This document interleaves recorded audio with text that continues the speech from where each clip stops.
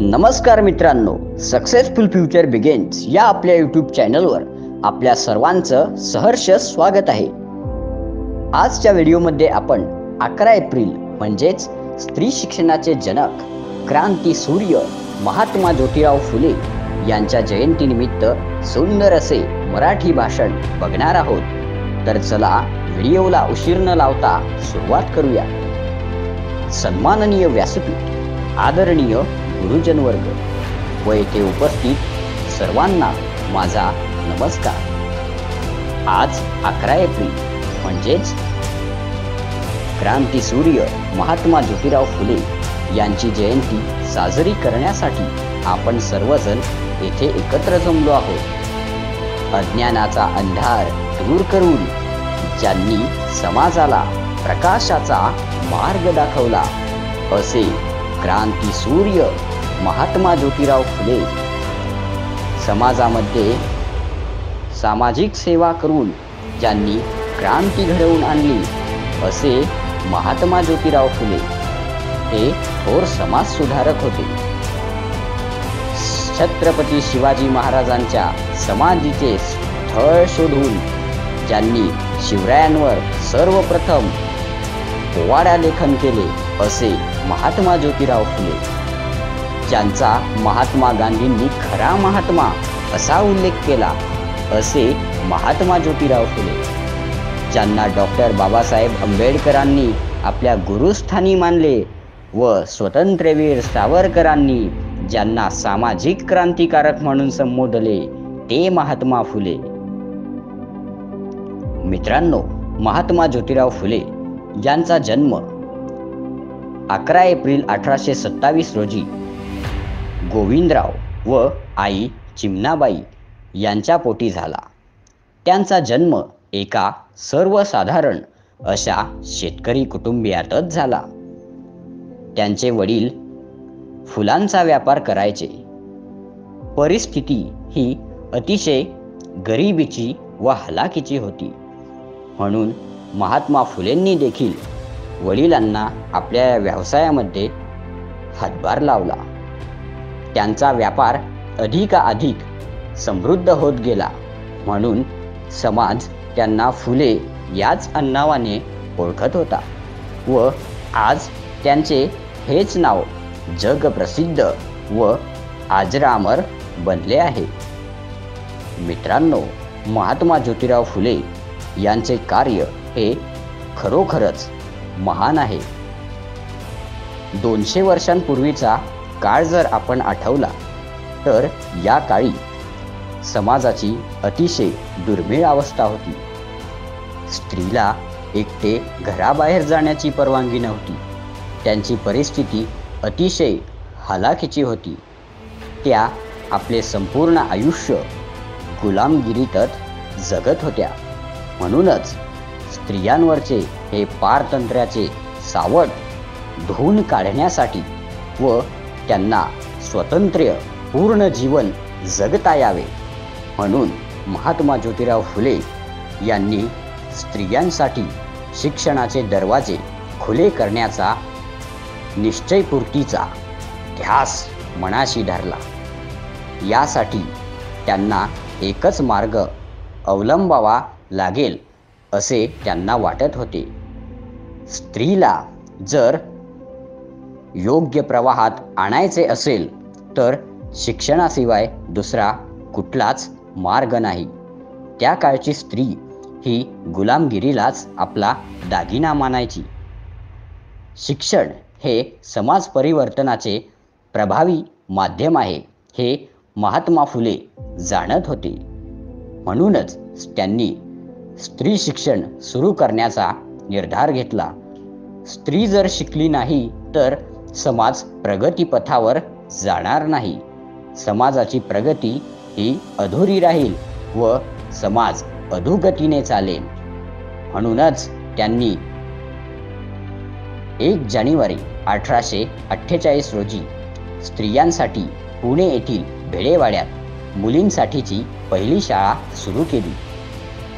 हे करत असताना त्यांना अनेक संकटांना तोंड द्यावे लागले. समाजातील काही कर्मठ लोक त्यांना शेण मारून फेकत, काही लोक त्यांच्यावर दगडधोंडे फेकत, पण त्यांनी हे सर्व काही सहन केले, ते म्हणजे स्त्रियांची दयनीय अवस्था सुधारावी म्हणून, स्त्रीला आपले जीवन स्वतंत्रपणे जगता यावे म्हणून. एवढेच नव्हे तर महात्मा फुले येथेच थांबले नाही. त्यांनी सार्वजनिक सत्यधर्म, ब्राह्मणांचे कसब, गुलामगिरी, शेतकऱ्याचा असूर इत्यादी पुस्तके लिहून समाज प्रबोधनाचे कार्य केले. त्या काळी असणाऱ्या दुष्ट चालीरीती व रूढी परंपरांना त्यांनी कडाडून विरोध केला. केश व्यापनाची पद्धत बंद केली. स्त्रियांना, विधवांना आपले जीवन सुरक्षित जगता यावे म्हणून बालहत्या प्रतिबंधक गृहाची त्यांनी स्थापना केली. समाजामध्ये असणारी असमानता, विषमता नष्ट करण्यासाठी व शिक्षण हे समाजातील तळागाळातील लोकांपर्यंत पोहोचावे म्हणून त्यांनी 24 सप्टेंबर 1873 रोजी सत्यशोधक समाजाची स्थापना केली. महात्मा फुले म्हणतात, अविद्या हेच गरिबांच्या व दलितांच्या दुःखाचे सर्वात मोठे कारण आहे. ते आपल्या एका पुस्तकात असे म्हणतात की विद्येविना गती गेली, विद्येविना गती गेली, गतीविना नीती, विद्येविना मती गेली, मतीविना नीती, मतीविना गती गेली, गतीविना वित्त गेले, वित्तविना शूद्र खचले, एवढे अनर्थ एका अविद्येने केले. म्हणूनच त्यांनी समाजातील सर्व तळागाळातील लोकांपर्यंत शिक्षण पोहोचवण्याचा प्रयत्न केला. शिक्षणामुळेच आपल्याला प्रगती साध्य करता येईल. ते असे म्हणतात, जो शिकला नाही त्याचे जीवन अर्धांगवायू झालेल्या अवस्थेप्रमाणे असते. जर स्त्री शिकली नसती तर समाज अर्धांगवायू झालेल्या व्यक्तीसारखा झाला असता. कारण गाडी चालण्यासाठी 2 चाके हे लागतातच. एका चाकावर केव्हा गाडी चालत नाही असे त्यांनी ठामपणे आपल्या एका पुस्तकामध्ये वक्तव्य मांडले होते.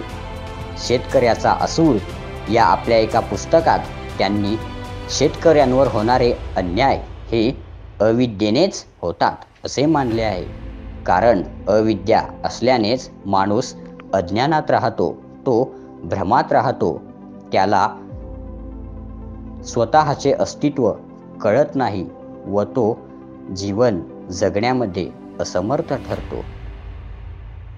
महात्मा फुलेंनी केलेले कार्य हे खरोखरच महान आहे. इतकेच नव्हे तर महात्मा फुलेंनी छत्रपती शिवाजी महाराजांचे समाधी स्थळ शोधून छत्रपती शिवरायांचे क्रांतिकारी विचार लोकांच्या मनामनामध्ये पेरावेत म्हणून छत्रपती शिवाजी महाराजांवर पोवाडा लेखन केले. जेव्हा समाज शिवरायांना विसरत चालला होता तेव्हा शिवरायांच्या आठवणी समाजापुढे ताज्या करण्याचे कार्य महात्मा ज्योतिराव फुलेंनी केले. त्यांचे हे सर्व कार्य बघून त्यांना मुंबई येथील लोकांनी महात्मा ही उपाधी देऊन त्यांचा गौरव केला. असा हा महामानव ज्याने आपले संपूर्ण जीवन समाज हितासाठी व समाज कार्यासाठी समर्पित केले व शेवटपर्यंत ते केवळ आणि केवळ दीनदलितांच्या हितासाठीच झटत राहिले. अखेरच्या श्वासापर्यंत त्यांनी दीनदलितांच्या उद्धाराचे कार्य केले व अशा या महापुरुषाचा मृत्यू 28 नोव्हेंबर 1890 मध्ये झाला. अशा या थोर समाजसुधारकाला मी त्रिवार अभिवादन करतो व एवढे बोलून माझे 2 शब्द संपवतो. धन्यवाद. जय हिंद, जय भारत.